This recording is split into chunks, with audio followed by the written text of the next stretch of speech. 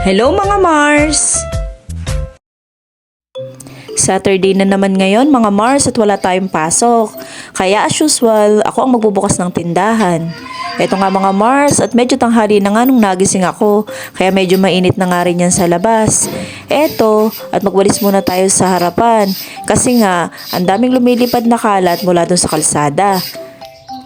Pagkatapos ko nga magbukas ng tindahan at magwalis dun sa harapan, ay magpe-prepare na ako ng breakfast ko mga Mars. Bali ito na rin siguro ang magsisilbing lunch ko. Kasi nga, medyo tanghali na rin yan at saka wala rin naman akong kasama sa bahay. Kaya mamaya na lang ako magluluto pag umuwi na yung asawa ko. Magninilagang saging at nilagang kamote na lang muna ako mga Mars. Medyo nagbabawas kasi ako sa pagkain ngayon mga Mars kasi nga kailangan ko nang magpa-check up sa mga darating na araw. Kailangan na nating magbalik loob mga Mars kasi medyo tumatanda na nga tayo at nagsisimula na rin magkasakit. At dahil Sabado nga ngayon mga Mars, kailangan na naman nating maglaba. At habang hinihintay kong maluto yung nilagang saging ko at nilagang kamote, ay magsasalang muna ako.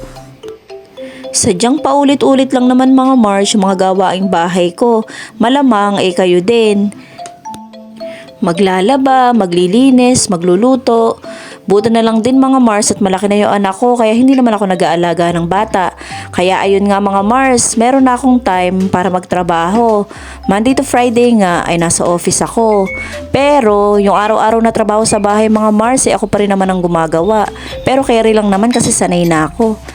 Eto mga Mars at mukhang luto na yung nilagang saging ko at nilagang kamote.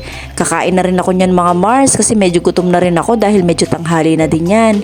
Tara at magtimpla rin tayo ng dark coffee. Ipapartner natin dito. Siguradong bagay na bagay. Nung magsimula na ako mag-almusal mga Mars ay narinig ko na nandun sa gilid si nanay. Eto pala siya mga Mars at nangunguha ng mga sili. Ibibigay daw niya doon sa umuupa sa apartment mga Mars. Kasi nga sayang naman daw at napakadami at nabubulok lang dito sa amin. Bumili nga pala ako ng isda kagabi mga Mars at naiwan ko kala nanay. Eto nga at nilinis na niya bago ibigay sa akin.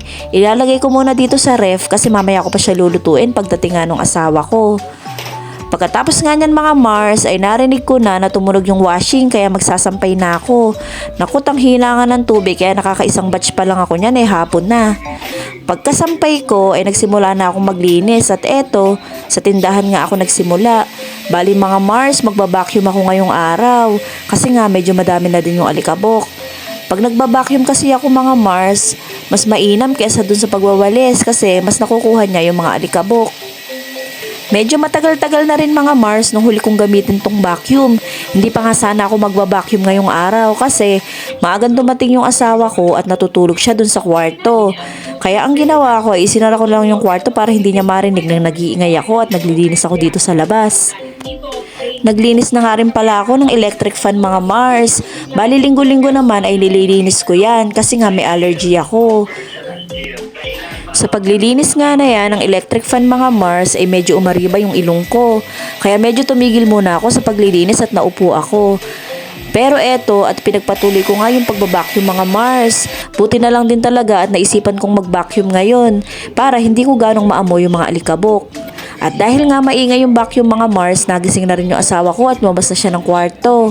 Kaya eto, at sa kwarto na ako sumunod naglinis. Maya-maya ay magsisimula na rin akong magluto kasi nga medyo gabi na rin ang mga time na yan. At eto na nga ang hudyat, natapos na akong maglinis mga Mars. Eto na yung last na gagawin ko, yung pagmamap. Pagkatapos niyan ay magluluto na ako ng hapunan namin. Bali ipiprito ko lang naman yung isdang nilinis ni nanay kanina at yung nilagay ko sa rep. Bali ito nga, magpiprito kami ng isda tapos binigyan ako ni nanay ng burong mangga. Bali yung mangga na yan mga Mars nanggaling dito sa gilid namin, yung mga nalalaglag na maliliit. Ginupurit pala nila nanay at ginagawa nilang buro. Sabi niya, masarap daw yun sa pritong isda kaya binigyan niya ako ng isang garapon mga Mars. Siguradong mapapasarap na naman ang kain namin nito mga Mars. Buti na lang, konti lang yung sinaing namin. Bali yun pa yung sinaing ng asawa ko bago siya umalis kaninang umaga. Tsaka pipilitin ko din na wag kumain ng madami kasi nga medyo kailangan ko ng mag-diet. Ayan mga Mars at luto na nga at magsisimula na kaming kumain. O siya, hanggang dito na lang. Salamat sa panonood mga Mars. Bye-bye!